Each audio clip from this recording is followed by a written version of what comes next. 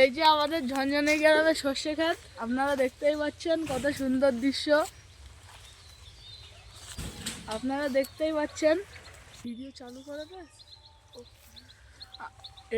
কত সুন্দর আমাদের এটা আমাদের ঝনঝনে গ্রাম, কত সুন্দর দৃশ্য আপনারা দেখুন।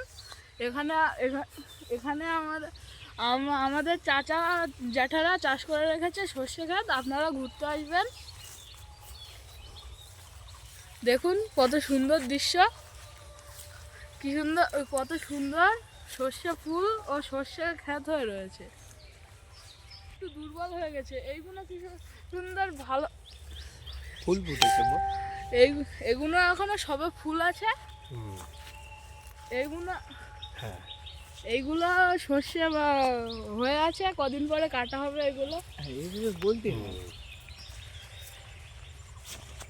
সর্ষে ক্ষেত যত দেখি তত সর্ষে, এইভাবে বল চারি সাইডে। এখানে চারি সাইডে সর্ষে ক্ষেত, যত দূর দেখবে তত দূর অবধি সর্ষে ক্ষেত দেখবে।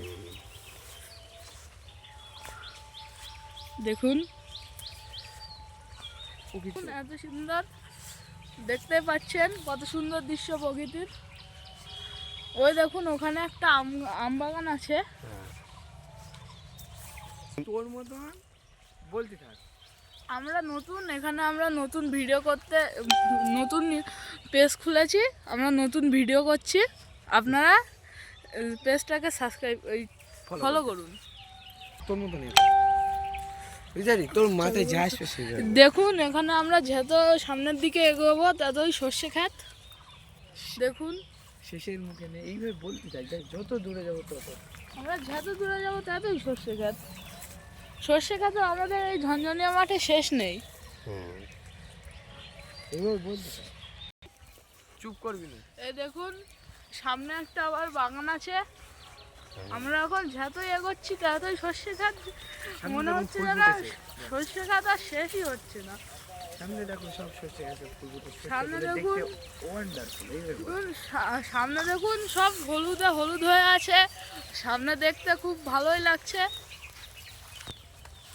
খুব সুন্দর লাগছে সামনের দিকে।